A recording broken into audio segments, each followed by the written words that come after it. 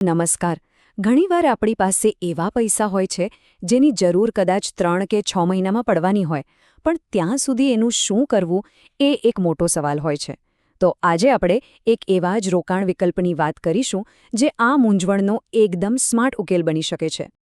ચાલો સીધા જ મુદ્દા પર આવીએ. મોટાભાગના લોકોના જીવનમાં એવી સ્થિતિ આવે છે જ્યારે એમની પાસે થોડા સમય માટે, જેમ કે 3 થી 6 મહિના માટે, અમુક રકમ ફાજલ પડી હોય છે. હવે સવાલ એ છે કે એનું શું કરવું? સેવિંગ્સ એકાઉન્ટમાં રાખો તો વ્યાજ લગભગ ના બરાબર મળે, અને જો એફડી કરાવીએ તો પૈસા બ્લોક થઈ જાય. આ એક બહુ જ સામાન્ય મૂંઝવણ છે.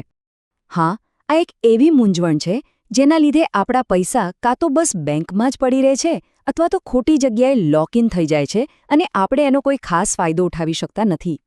ચાલો આ સમસ્યાને થોડી વધુ ઊંડાણથી સમજીએ. જુઓ, આપણામાંથી મોટાભાગના લોકોના મગજમાં એક વાત ફિક્સ હોય છે કે મ્યુચ્યુઅલ ફંડ એટલે લાંબા ગાળાનું રોકાણ, 5, 10, 15 વર્ષ, બરાબર ને? પણ શું આ વાત 100% સાચી છે? વેલ, સ્રોત મુજબ આ એક અધૂરું સત્ય છે. તો જો મ્યુચ્યુઅલ ફંડ ફક્ત લાંબા ગાળા માટે નથી, તો પછી ટૂંકા ગાળા માટેનો રસ્તો શું છે? એનો જવાબ એક ખાસ પ્રકારના ફંડમાં છુપાયેલો છે, જે ડિઝાઇન જ આ કામ માટે કરવામાં આવ્યું છે. આ ફંડને કહેવાય છે અલ્ટ્રા શોર્ટ ટર્મ ફંડ.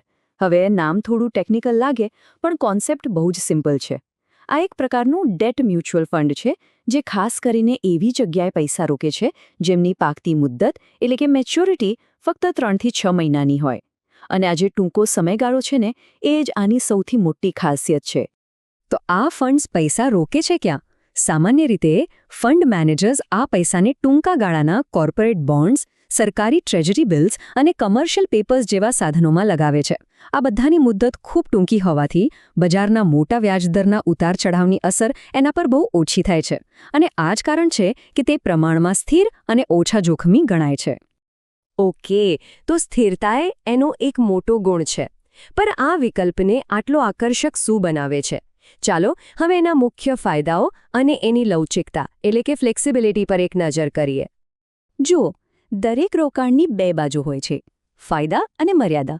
સૌથી મોટો ફાયદો છે ઊંચી લિક્વિડિટી, એટલે કે જ્યારે પૈસાની જરૂર પડે ત્યારે તેને સરળતાથી પાછા ઉપાડી શકાય છે. બીજું, સેવિંગ્સ એકાઉન્ટ કરતાં વધુ વળતર મળવાની પૂરી સંભાવના છે. પણ હા, એક વાત યાદ રાખવી જરૂરી છે કે આમાં બેંક એફડી જેવી કોઈ ગેરંટી નથી હોતી અને વળતર બજાર પર આધારિત છે. સાથે જ એક ક્રેડિટ જોખમ પણ રહેલું છે. કોઈ પણ રોકાણ સંપૂર્ણપણે જોખમ મુક્ત નથી હોતું, બરાબર ને? આપણે હમણાં જ ક્રેડિટ જોખમ શબ્દ સાંભળ્યો, પણ એનો અર્થ શું થાય છે? આ સમજવું ખૂબ જ જરૂરી છે. ક્રેડિટ જોખમ એટલે શું? સાવ સાદા શબ્દોમાં કહીએ તો એ જોખમ કે ફંડે જે કંપનીના બોન્ડમાં પૈસા રોક્યા છે એ કંપની કદાચ સમયસર પૈસા પાછા ન ચૂકવી શકે. જેમ કે સ્ત્રોતમાં જણાવાયું છે, ક્યારેક વધુ વળતર કમાવા માટે ફંડ મેનેજર્સ થોડું ઓછું રેટિંગ ધરાવતી કંપનીઓના બોન્ડ્સમાં પણ રોકાણ કરી શકે છે.